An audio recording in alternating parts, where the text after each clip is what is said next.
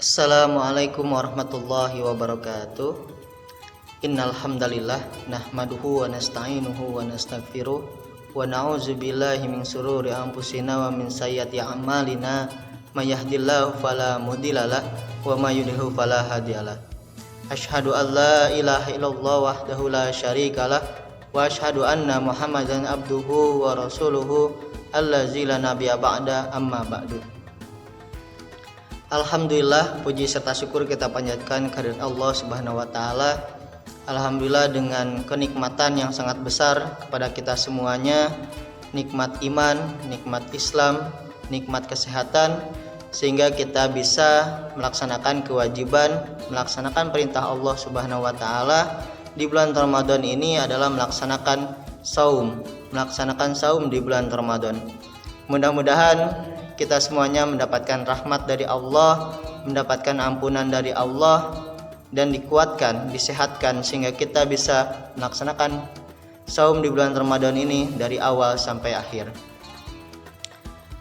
Sahabat-sahabat Agpai yang dirahmati Allah Subhanahu wa taala, alhamdulillah kita sudah di pertengahan melaksanakan saum di bulan Ramadan ini. Mudah-mudahan apa yang sudah kita laksanakan, sudah kita kerjakan dibalas oleh Allah Subhanahu wa taala dengan pahala yang berlipat ganda. Amin ya Allah ya rabbal alamin. Karena dalam hadis Rasulullah SAW, man shoma ramadhana imanan wa ihtisaban ghufirallahu ma taqaddama min dambi. Jadi barang siapa saum di bulan Ramadan dengan keimanan dan mengharapkan ridho Allah Subhanahu wa taala, maka akan diampuni dosa-dosanya yang telah lalu. Mudah-mudahan kita semuanya bisa mendapatkan ampunan dari Allah Subhanahu wa taala. Pada hari ini insyaallah saya akan menyampaikan kultum kuliah 7 menit atau kajian singkat tentang 3 amalan yang dicintai oleh Allah Subhanahu wa taala. Mengerjakan amal kebaikan sudah semestinya dilakukan seorang muslim. Di antara banyak amalan yang bisa dikerjakan, ada 3 diantaranya yang dicintai oleh Allah Subhanahu wa taala. Apabila kita mencintai Allah, maka kita harus tahu apa yang Allah cintai ketika kita berbuat ataupun beramal. Ada 3 amalan yang dicintai Allah Subhanahu wa taala dalam hadis yang diriwayatkan oleh Ibnu Mas'ud radhiyallahu an. Ia berkata, aku bertanya kepada Rasulullah sallallahu alaihi wasallam, apakah amalan yang paling dicintai Allah? Rasulullah SAW bersabda, salat tepat pada waktunya. Aku bertanya kembali, lalu apa lagi? Rasulullah SAW bersabda, berbakti kepada kedua orang tua. Kemudian yang ketiganya adalah jihad di jalan Allah Subhanahu wa taala. Hadis riwayat Bukhari dan Muslim dalam sahihnya. Sahabat Agpai yang dirahmati Allah Subhanahu wa taala, yang pertama amalannya yang dicintai oleh Allah Subhanahu wa taala adalah salat tepat waktu. Perintah salat dikatakan langsung dalam Al-Qur'an.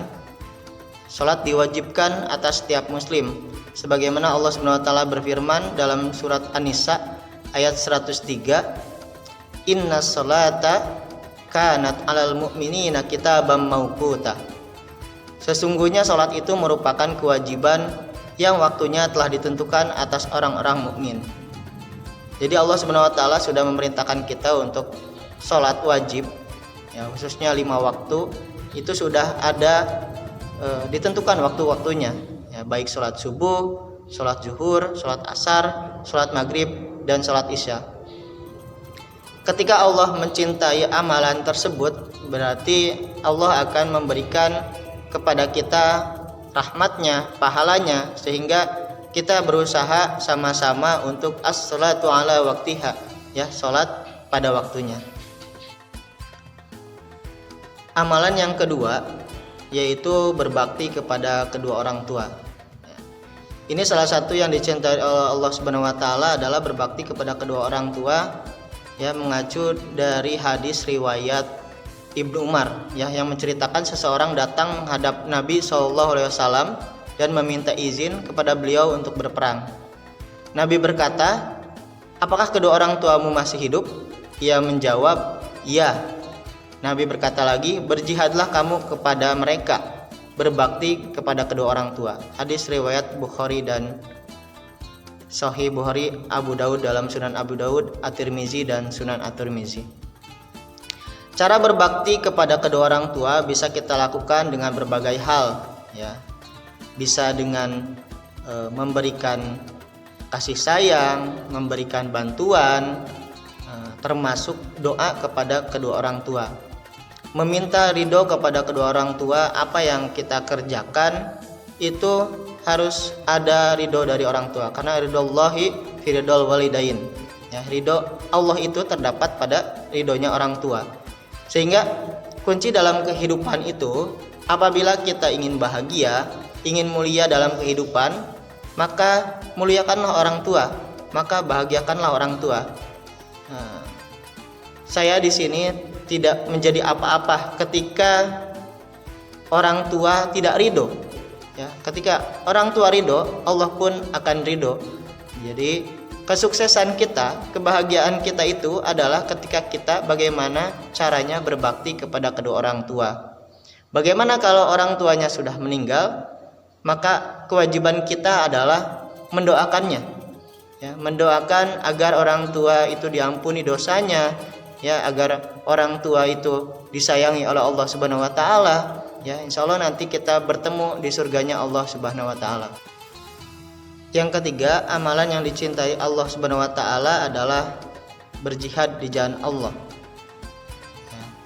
Dalam sebuah hadis yang diriwayatkan Abu Sa'id Al-Khudri, orang yang berjihad di jalan Allah Subhanahu wa taala adalah manusia terbaik. Ya. Dikatakan Rasulullah SAW ditanya, "Wahai Rasulullah, siapa manusia terbaik?" Beliau menjawab, "Mukmin yang berjihad di jalan Allah dengan jiwa dan hartanya." Muttafaqun alaih.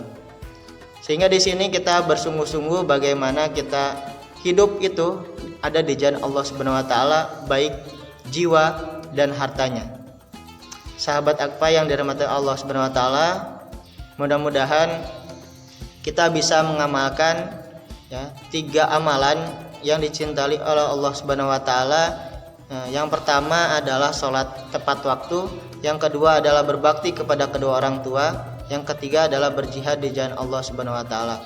Mudah-mudahan kita semuanya disehatkan, dikuatkan oleh Allah Subhanahu wa taala, sehingga kita bisa beramal soleh, bisa beribadah kepada Allah, dan kita mendapatkan ridha Allah, rahmat Allah, sehingga kita bisa bertemu dengan Allah di surganya Allah Subhanahu wa taala.